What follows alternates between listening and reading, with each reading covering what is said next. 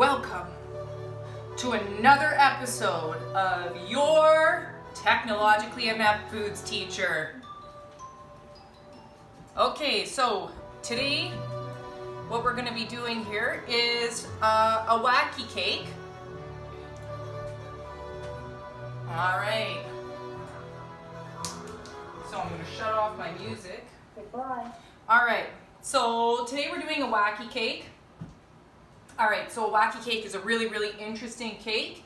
I have a few tips for you. I'm definitely going to be adding this as a material in our Google Classroom under the folder that says your technologically inept foods teacher, along with this video and all of the tips and tricks that I'm talking about today in this video, just in case you miss it while I'm teaching. Alright, so a few things that we have to be wary of here with the wacky cake is it tells you to use an 8x8 square cake pan. I mean, if you don't have a square cake pan at home, that's absolutely fine. You can use an 8-inch round pan. Whatever you have will be fine. You could even scoop this one into muffin tins once it's a batter. It's no issue there. It's a really interesting cake. This cake was invented during World War II. There were no milk or eggs in it because there was a really hard time getting rations at that time, and there was a lack of access to refrigeration. So they had to come up with a way to make cakes for people's birthdays and celebrations that didn't involve eggs or milk. So this cake is really good for anybody who has an allergy to eggs or milk, and it's also really good if you have a lack of ingredients in your home. Alright, so super interesting. So preheat your oven to 350. I've got my oven already preheated. It's an interesting cake that uses vinegar. I'm going to explain what the use of vinegar is. If you don't have cream or milk in your house, cream in your house, you can use milk instead. It's no issue. And we're going to, once it's completely cooled, top this cake with what I call a panucci icing, or also known as a 7-minute icing. Alright, so let's go here. Now Alright, so come on, Lucas. So my trusty assistant Lucas is here. Say hello, Lucas. Bonjour. Bonjour. Okay, we have matching aprons. Alright, so Lucas is going to be my little sifter here, so I'm going to move out of the way.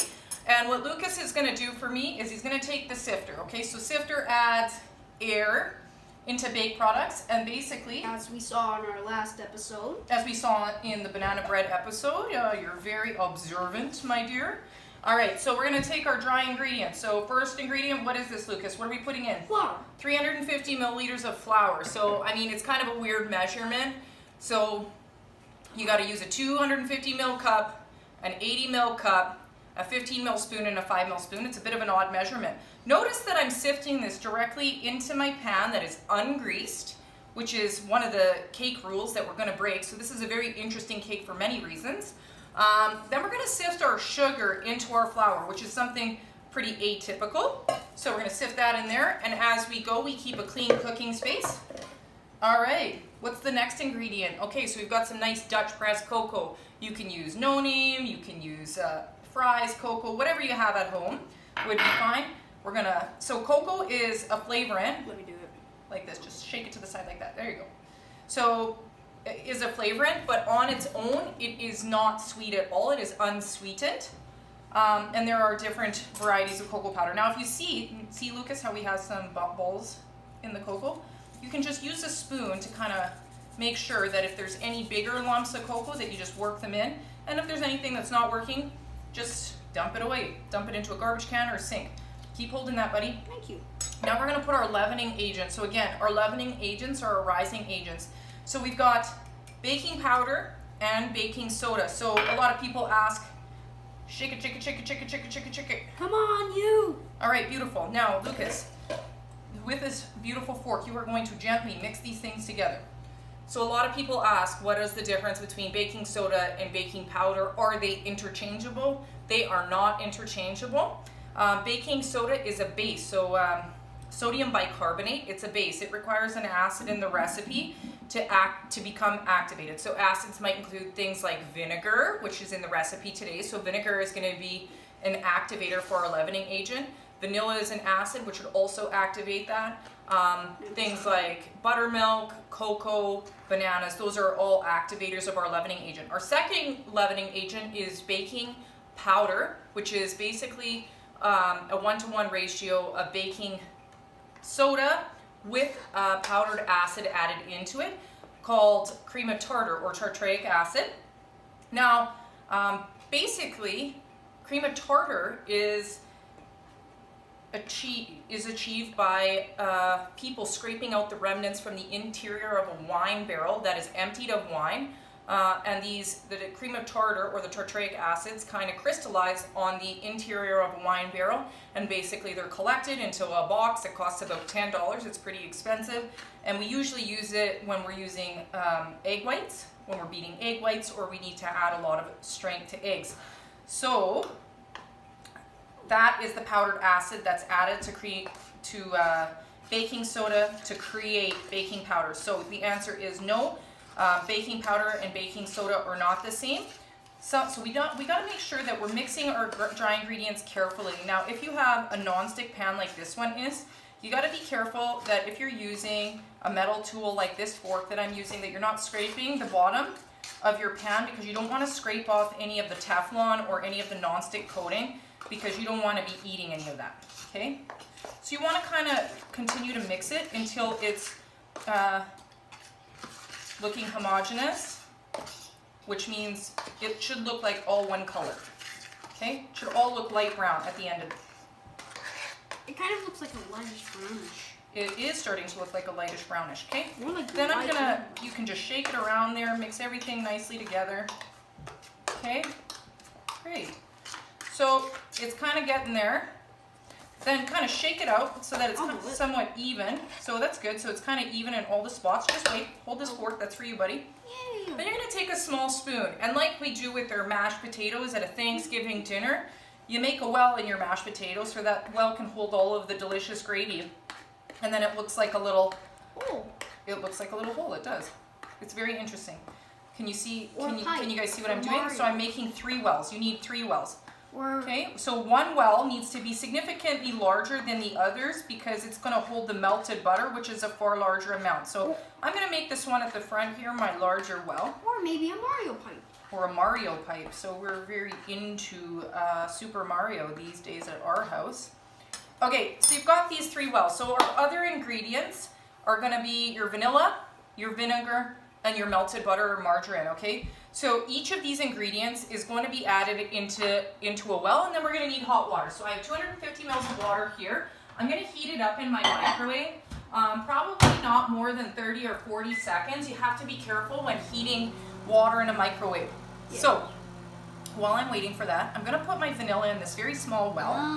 I'm going to put vinegar, which is going to be my activator of my baking soda, in a well. And Lucas is going to pour in the butter into this well. It's more like eggs. So there are no eggs in this. So can I borrow that fork, honey? Kind of does. So we're going to scrape as much of the butter in. There might be a few solids. So as you guys are moving through, make sure you clean up your kitchen. Always have a clean working space. You don't want to work in a hovel. It actually All right. So that is for you, my friend. In my opinion, I think that looks like eggs. It does look like eggs, and however, so it is not the same thing? It is melted butter. No, don't touch anything yet, please. So you can get hot tap water. You can heat water in your 250 mils water in your microwave till it's hot to the touch. Should be fairly hot. And now what I'm going to do is I'm going to just pour this hot water over the cake mixture. Now Lucas, my trusty helper, is going to start to mix it kind of in a swirling motion. It smells like hot chocolate. It does smell like hot chocolate. So in a swirling motion, let me show you. Yeah, there you go. We want to incorporate it all together so it looks like a batter.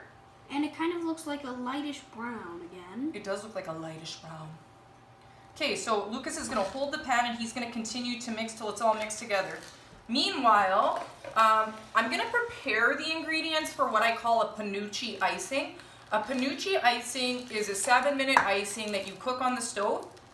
The instructions are at the bottom of your recipe. Now, a few things. So it's kind of like a brown sugar icing. It's really, really delicious. So it tells you to add cream. So if you have coffee cream, half and half cream, non-fat cream, heavy cream, Or if you don't have cream at all and you just have milk, you could totally substitute that, or evaporated milk. You could use many things in place of the cream. I have a little knob of butter in there for the 30 mils of butter or margarine that you add, and I've got my brown sugar added in there, okay? Once this cake is cooled, this has to be completely cooled in the pan, then you start to make this icing, and we'll come back to that for the second part of this video. And then I have my 175 mils of icing sugar measured out in this bowl, but this icing sugar gets added after the first portion of this is cooked, and you guys can read the instructions there. And then basically you get this icing and you pour this hot icing over the cake and it sets. I have a friend who loves this cake. She calls it the black cake because it is a dark brown, very, very rich chocolate cake. Now, may I assist? So the places where you're gonna notice is that the flour it wants to hide here in these corners, okay? So make sure you really get into the corners. Yep. Get into the corners so that there is no raw starch anywhere. You want to make sure this is going to look like a really nice smooth cake batter, okay? That there's no raw starch, because we want that as a part of the structure for our cake, so don't leave any behind. All right. So you're going to place this on the middle rack of a 350-degree oven. I'm thinking that the cooking time is probably going to be somewhere between 30 to 40 minutes. Now remember, as the rules go with cakes, we never open the oven door during baking. You must let 80% of the cooking time elapse before you can open the oven door for a cake. Now, as with all cakes, the checking for doneness is exactly the same with this cake. It's going to be either an angel touch, where you gently put your hands flat into the oven, touch the top of the cake. If a fingerprint is left behind, then that's going to indicate that you're going to need 3 to 5 minutes more. If there is no fingerprint and the cake bounces back, that's one indicator.